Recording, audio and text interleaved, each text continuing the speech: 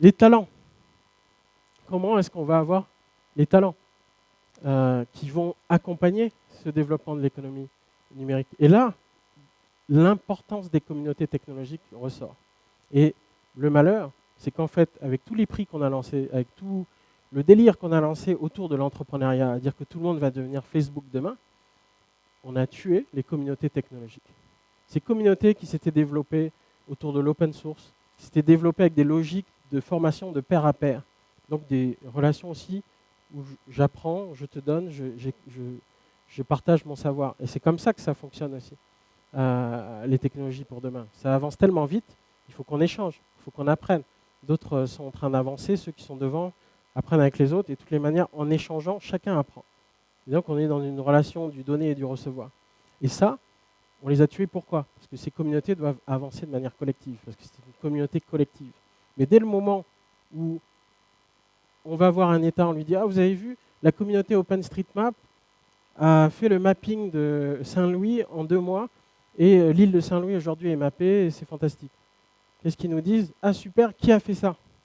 On dit « Bon, c'est une communauté. » Oui, mais qui est le responsable? Qu'est-ce qu'ils font? Ils prennent le responsable, ils disent « On va l'embaucher. » Ils cassent la logique collective, ils prennent un individu, et cet individu s'en va. Et donc il ne revient plus dans la communauté. Quand vous prenez la fonderie à Paris, le président de la communauté OpenStreetMap était salarié à la fonderie, qui dépend de l'Île-de-France, et continuait ses activités sur OpenStreetMap. Donc il faut comprendre la dynamique pour l'accompagner et pas la tuer. Et ça, c'est extrêmement important. Et la même chose se reproduit avec des entreprises, avec des choses. Parce que comment on va faire pour avoir des développeurs? Si en plus, le jeune qui a gagné un prix, ok, il a gagné le Startup Weekend, il a gagné ceci, on commence à en faire une star, il rentre dans un système de starification où il pense qu'il est abouti alors qu'il commence. Et là, on a vu dans plusieurs prix les competition runners. Les types ne travaillent plus sur leur projet, ils travaillent sur des compétitions. Son revenu, ça devient de faire des compétitions. Il faut qu'on casse ce système. Et il faut que les compétitions aillent plus loin. Parce que pourquoi il fait ça? C'est qu'on a des compétitions, mais après la compétition, qu'est-ce qui se passe?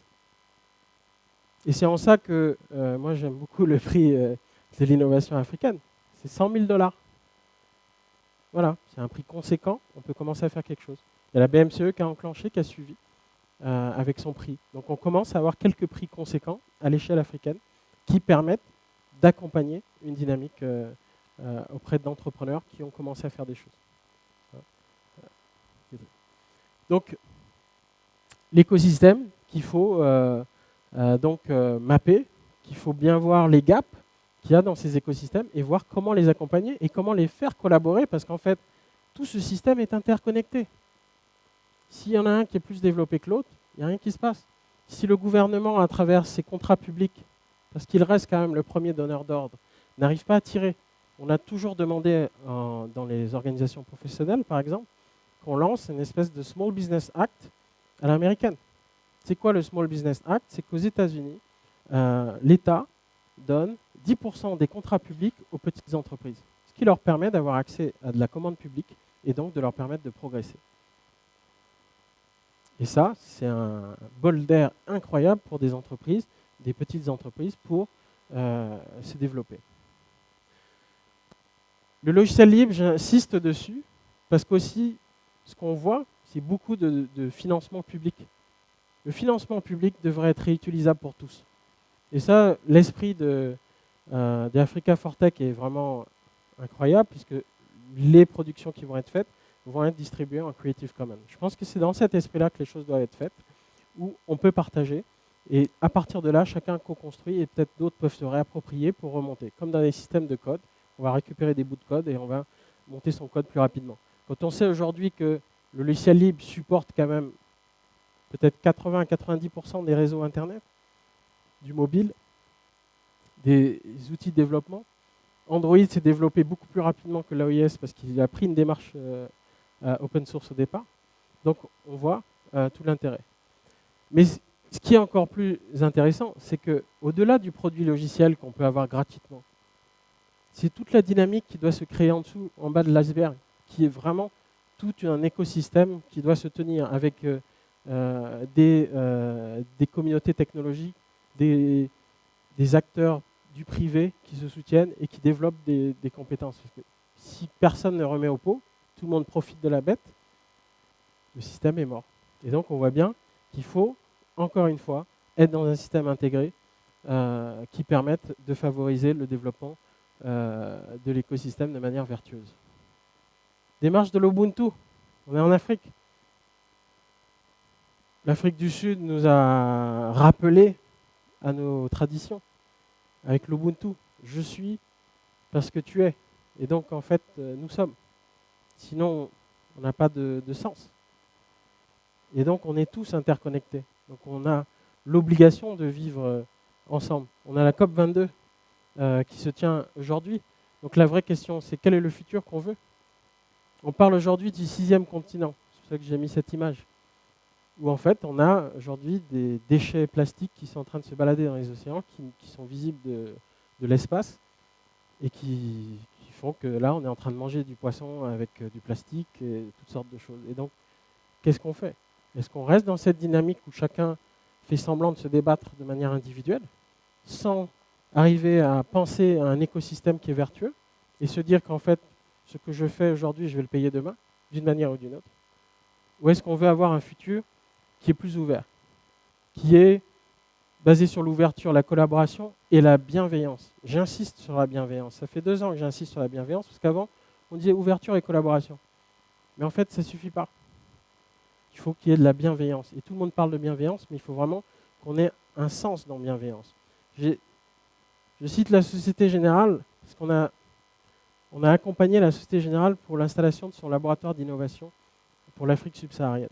Alors quand ils sont venus nous voir au début, c'est ce qu'on leur a dit. On a dit on veut bien, mais attention, il ne faut pas que vous rentriez dans l'écosystème pour complètement exploser l'écosystème. Il ne faut pas que ce soit un peu le renard qui rentre dans le poulailler. Et même le renard, quand il rentre dans le poulailler, il jauge et il ne consomme pas tous les œufs, il ne mange pas toutes les poules, sinon il ne mange plus. Donc comment est-ce que ça se passe? On en a discuté. Et qu'est-ce qu'on a fait? On a mis en place le laboratoire. On a créé un hackathon Innov Days autour du système de réinventer la banque, l'expérience utilisateur. On a eu plus de 500 candidatures qui ont été retenues, traitées. On a pris une sélection.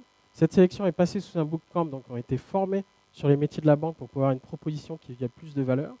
On leur a donné le temps d'affiner leur proposition. Bienveillance. Ils sont revenus pour un hackathon de 48 heures. Ils ont fait leur proposition, leur pitch, etc. Un panel, un jury interne de la Société Générale a fait la sélection.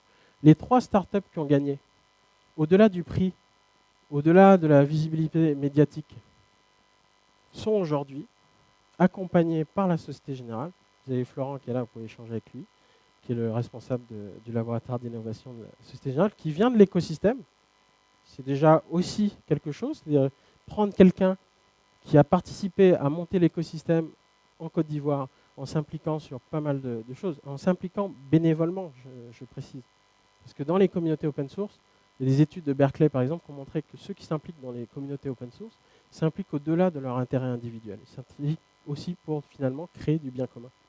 Et c'est dans cet esprit-là. On ne peut pas être juste dans des échanges monétaires et de monétisation, de marchandisation. Il y a une dimension où on est en train de construire ensemble. Et donc, ils sont aujourd'hui en train de tester dans 3 filiales, au Ghana, au Burkina et au Sénégal, les proof of concept, sous forme de prestations, bienveillance. Ils sont rémunérés, on ne leur dit pas, vous savez, vous aurez la chance de travailler avec un des plus grands groupes au monde. La Société Générale aurait très bien pu prendre ces projets, les intégrer en son sein, le confier à un service informatique qui allait le développer tout seul. Et en 2 mois, ils avaient installé, c'était emballé. Non, ils ont dit on va accompagner, donc on va créer un système pour que nous, les plus gros, on va quand même tirer les plus petits et faire qu'ils puissent croître et donc se développer de manière harmonieuse dans l'écosystème. Ce n'est pas notre métier, chacun son métier. Et donc, ils sont sous forme de prestations. Les droits sur les produits qui sont générés, avec l'aide de la Société Générale et des équipes internes, restent à la start-up. Là, on est dans une dynamique bienveillante. Ce qui fait qu'aujourd'hui, ces 3 start-up qui sont composés de 2, 3, 4 jeunes, ont peut-être la possibilité de devenir un prestataire fidèle de la Société Générale au niveau Afrique et au niveau monde. Là, on est dans de la bienveillance. Et vous voyez comment on a monté. Mais au-delà, le laboratoire d'innovation de la Société Générale participe à l'écosystème. Donc ça implique, Florent anime des sessions et des événements au sein de Jocolab sur les différents pays, selon son parcours et autres, pour participer, donner de son savoir-faire aussi. Donc on est dans un échange. On n'est pas juste là pour prendre, on est là pour contribuer, échanger. Et donc c'est le rendez-vous du donner et du recevoir, comme nous invitait Senghor. Et là, on a ouverture, plus collaboration, plus bienveillance, c'est le succès. Et c'est vers ça qu'on est en train de tendre. Et ça, c'est le futur que nous, on veut. Obama nous invitait en disant « This continent needs to be the future hub of global growth, not just African growth ». La question, c'est aujourd'hui, est-ce que ça va être avec les Africains ou sans les Africains? Est-ce que les Africains vont y participer? Pour ça, il faut qu'on soit aussi bienveillant, qu'on crée les conditions de l'émergence de cet écosystème, qu'on puisse l'accompagner et qu'on croise tous ensemble. Parce qu'aujourd'hui, on le sait, on est interconnectés. Ce qu'on va faire va nous retomber dessus demain. Les défis auxquels on fait face aujourd'hui, qui sont ceux qu'on traite au sein de Africa Fortech. L'agriculture, comment est-ce qu'on va nourrir la population mondiale demain? L'énergie, comment est-ce qu'on va passer dans un monde en transition énergétique? La santé, la résistance aux antibiotiques, etc.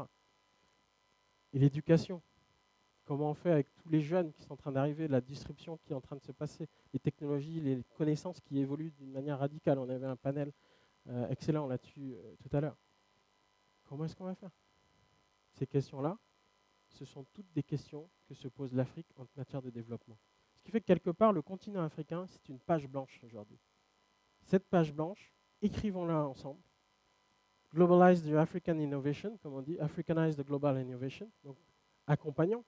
Quand la Société Générale accompagne des startups à peut-être se déployer sur l'Europe de l'Est, sur les autres pays où elle est présente, on est en train de Africanize the global innovation. Donc comment aujourd'hui on crée un écosystème qui est vertueux, un écosystème qui comprend des petites structures, des communautés, des grandes entreprises, des gouvernements, des structures éducatives d'un nouveau genre, type 42, d'un ancien genre, type école supérieure multi ESMT. Ils sont des noms très compliqués, les anciens d'ailleurs. Ou l'IAI au Gabon, etc. Comment est-ce qu'on fait pour que cet écosystème-là puisse être vertueux et nous permette de nous bâtir tous ensemble un futur qui est meilleur? Je vous donne un exercice, si vous voulez bien en prendre un autre, parce qu'il y en a pas mal, mine de rien, à Africa Fortech. C'est qu'ensemble, on essaye de documenter nos écosystèmes, parce qu'aujourd'hui, ils ne sont pas assez documentés. On ne sait pas, on n'a pas de la visibilité. Ceux qui travaillent sur les différents pays le savent. On manque d'informations. Quelles sont les startups? Qu'est-ce qu'a mis en place le gouvernement par rapport à ça? Qu'est-ce qu'a mis en place quelles sont les écoles qui sont disponibles? Quels sont les programmes au niveau de l'ideation? Quels sont les programmes au niveau de le lancement de l'entreprise? Quels sont les programmes au niveau de la growth, au niveau du financement? Aujourd'hui, on n'a quasiment rien. Donc, on va commencer à voir les gaps et là, on va pouvoir travailler tous ensemble pour combler ces gaps. Donc ça, je vous invite à le faire. Je vous invite à venir discuter avec moi, avec Laura Maclay qui est ici aussi, qui est de Jocolab et qui est en France. Samir El Achaoui qui est aussi là de Happy Venture qui nous accompagne sur le développement de Jocolab sur le Maroc, qui est donc avec notre partenaire le Technopark. Je vous invite à aussi discuter avec nous si vous êtes intéressé. Voilà, vous avez mes contacts. Construisons un monde ensemble et un écosystème vertueux. Je vous remercie. Allez, des questions. Si vous avez des questions. Allez, des questions. Si vous avez des questions. J'espère que j'ai pu répondre un petit peu à l'histoire de l'écosystème numérique. Pas de questions, ça a été très clair. Ah si, une question là-bas.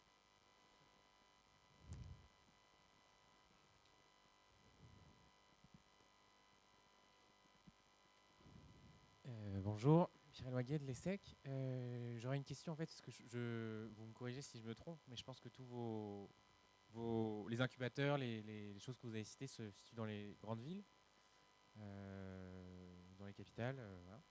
Comment vous voyez la diffusion aux villes moyennes, aux villes régionales et pourquoi pas aux zones rurales? Voilà. Super. En fait, il y a les incubateurs. Moi, je pense qu'en fait, si on regarde, on a une tendance institutionnelle aujourd'hui de l'accompagnement à l'innovation, à l'entrepreneuriat et à tout ça, qui sont poussés justement par des institutionnels, c'est-à-dire des gouvernements et autres. Beaucoup ont pris la tendance, Banque mondiale, etc., à faire des incubateurs, principalement dans les villes d'ailleurs, malgré tout l'appui financier qu'ils ont, qui ont encore du mal à tenir en passant. Et autres. Et je vois l'émergence en fait de tout un univers de tech hub, on les appelle comme on veut, où les gens n'attendent plus. Quand vous voyez notre ami qui ouvre le Wagalab, ils ont construit eux-mêmes leur espace avec des briques en terre cuite à Waga. Quand vous voyez notre ami Baby Lab qui a fait son lab, même chose. Vous en voyez, il y en a plein comme ça qui émergent. Quand vous voyez notre ami Florent qui avait accompagné au village. Donc aujourd'hui, ça pop-up de partout. Qu'est-ce qui se passe dans ça? C'est qu'il y a une énergie qui est en train de grossir, où ces jeunes veulent se réaliser. Surtout qu'on leur a parlé d'un discours de l'entrepreneuriat, etc. Donc ils essayent, et ils se lancent. Et ça, c'est pas mal, parce qu'on voit comme ça des petits regroupements où justement ils essayent de faire. Donc ça, on peut l'accompagner. Au Nigeria, au Kenya, Nailab a eu $1 million du gouvernement pour développer Nailab sur toute la surface du pays. Nous, on a eu 0 franc, on a eu beaucoup de visites des ministres, des trucs, des autres, on a eu 0 franc. Ceci dit, on n'a pas vraiment demandé, hein, c'est pas l'objectif, mais on voit tout de suite la dynamique proactive ou pas. iHub a évolué en Brick, ils ont évolué aussi on leur a donné le site de l'ancienne gare pour faire Gearbox avec les chemins de fer. Donc on voit une dynamique où ils sont en train de rentrer là dans une deuxième phase d'ailleurs avec les makerspace. Donc voilà, il y a une dynamique où il y a un échange, il y en a d'autres où il n'y en a pas. Donc on voit bien que c'est un écosystème. Après, on peut le faire. Nous aujourd'hui, d'ailleurs ça va être annoncé dans 2 semaines, Jocolab au Sénégal par exemple, ça va passer de un hub actuellement à Dakar à 4 hubs, un deuxième à Dakar, un troisième qui est déjà ouvert à Ziguinchor, un autre qui doit ouvrir à Kaolack, et on est en discussion sur d'autres villes, parce qu'effectivement, il faut qu'on arrive à rentrer et se rapprocher des zones rurales. À Ziguinchor, on est sur 8 hectares, puisqu'il faut aussi qu'on commence à connecter avec d'autres types d'activités, comme l'agriculture, justement. Au Cameroun, on a ouvert, à Douala, on est connecté, grâce à notre marraine, à 200 hectares à Souza, où aussi on veut commencer à regarder comment faire des choses dans ces zones rurales. Donc, ça avance tout doucement. Alors après, il y a des dynamiques autofinancées, c'est notre cas. Et il y en a d'autres qui sont... Alors après, il y a un programme assez intéressant qui est en train d'être lancé et qu'on observe avec l'Organisation internationale de la francophonie, qui est présente, avec Hassan, aujourd'hui, qui va accompagner sur 12 pays l'accompagnement justement de l'écosystème entrepreneurial, etc. Et je pense qu'ils ont une approche assez ouverte. Ils sont en train de faire les études pays et autres, donc je pense qu'il va y avoir aussi des choses intéressantes. Parce qu'il est clair, nous on avait ouvert à Saint-Louis, par exemple, on a fermé. Donc c'est rude. Après, il ne s'agit pas juste d'ouvrir un espace, encore une fois. Il faut des animateurs, il faut une dynamique, c'est du jardinage. Et donc c'est extrêmement complexe. On a l'impression qu'on commence et puis c'est fini. Et justement, d'où l'intérêt de s'interconnecter. Aujourd'hui, on a lancé le projet Joko Kids. Joko Kids, c'est offrir aux enfants l'opportunité de développer leurs compétences pour le monde de demain. Joko Kids, piloté par Laura Maclay, à partir de Paris, s'est tout de suite mis dans une dynamique internationale. Pourquoi? Parce que celui qui va avoir le Kids Labs à Douala, le Kids Labs à Dakar, à Ziguinchor, quand il va échanger avec des collèges à Paris, à Ziguinchor, à Douala, etc., il y a des talents partout, ils se renforcent mutuellement. Et donc, on voit qu'on est dans une spirale. Et donc, il faut créer cette dynamique, cette spirale ascendante, comme notre ami Florent aime dire, qui crée cette dynamique où tout le monde est en train de progresser ensemble. Vous voyez. Et donc là, on a ces échanges. Et d'ailleurs, si on regarde les communautés open source, depuis les années 73, ce sont les premières communautés en fait, à être organisées en ligne pour développer des choses en commun de manière internationale, quel que soit l'isolement. Donc il faut rompre l'isolement, utiliser les technologies justement pour ça, et se renforcer mutuellement, et apporter des choses, parce qu'il y a des choses de plus en plus pour les zones rurales qui sont en train de sortir. Je ne sais pas si ça répond à la question. Donner la complexité du sujet, on est en Afrique, chaque pays a ses spécificités. On parle d'innovation digitale, voire de catalyser une vraie révolution digitale africaine. Est-ce qu'il y aurait néanmoins un effet de levier, peut-être un axe, un focus, un secteur dans lequel on gagnerait à investir dès aujourd'hui, dès à présent, pour avoir un impact le plus rapide et le plus durable possible derrière, en termes de priorisation? Si c'est possible, je sais que la question n'est pas simple. La question est très compliquée. Déjà, merci à la Fondation OCP, parce que c'est grâce à eux qu'on va développer nos activités sur le Maroc. On avait gagné un appel à projet qui s'est conclu, et donc on va démarrer un booster de nos activités à partir des mois qui suivent. Donc, Fondation OCP participe et donc on voit aussi comment des organisations publiques, et pour le coup l'OCP est un acteur qui impacte beaucoup plus loin que le Maroc, et ça on le voit. On a par exemple en Côte d'Ivoire une entreprise qui est accompagnée pas par la Fondation mais par OCP, qui a investi dans un fonds d'investissement. La vision du président de l'OCP est impressionnante. Moi j'ai eu la chance de le voir à Harvard, à Cambridge. Il a fait une présentation de sa vision. Et en fait, on voit là pour le coup, je pense que l'agriculture et en tout cas les zones rurales, 70% des populations sont en zone rurale. Donc à un moment donné, on est, ça c'est d'ailleurs le président de l'OCP qui le dit, 7% de taux de fertilisation des sols, 60 à 70% des terres arables non cultivées. L'Afrique fait partie de la solution pour l'agriculture de demain. On a en plus les matières premières, c'est-à-dire du phosphate, pour pouvoir accélérer tout ça. Comment est-ce qu'on amène nos acteurs agricoles à être plus performants? J'étais au Global Entrepreneurship Congress à Medellín, et les Colombiens sont très intéressants. On a été voir une société qui fait du chocolat. Ils se sont interfacés, ils accompagnent tous les petits producteurs. Donc on n'est pas dans une dynamique d'exploitation agricole intensive sur des grandes surfaces. On est sur des petites surfaces, 3, 5 hectares, donc les mêmes configurations qu'en Afrique. Par contre, ils font que du first grade. Du first grade, c'est de cacao, des graines de cacao. Et on avait le ministre ivoirien, et les gens leur disaient, on sait que vous êtes parmi les meilleurs producteurs, on vous connaît, mais vous ne faites pas du first grade, vous faites du tout mélangé.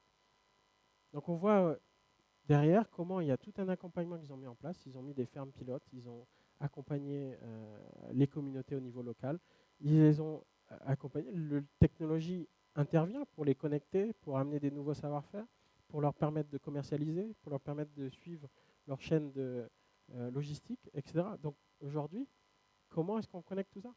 Ils sont isolés aujourd'hui en zone rurale. Justement, comment est-ce qu'on peut les raccrocher? Et nous, c'est des sujets qu'on est en train de justement commencer à vouloir explorer. Il est clair aujourd'hui, je pense que les deux questions vont dans ce sens-là, mais je pense qu'il faut qu'on y arrive à aller dans les zones rurales. Et il faut qu'on amène des gens pour attaquer ces solutions-là. Donc aujourd'hui, je dirais pas par contre, il y a l'agriculture clairement, mais je veux dire, je ne mettrai pas forcément un axe. Je laisse ouvert. C'est-à-dire l'innovation, voilà, c'est comment aussi on amène des talents locaux à s'épanouir, ou on amène des talents qui vont venir s'installer par les dispositifs peut-être qu'on mettra en place pour les amener, parce qu'il faut des talents au niveau local pour permettre de développer l'écosystème et entraîner une dynamique.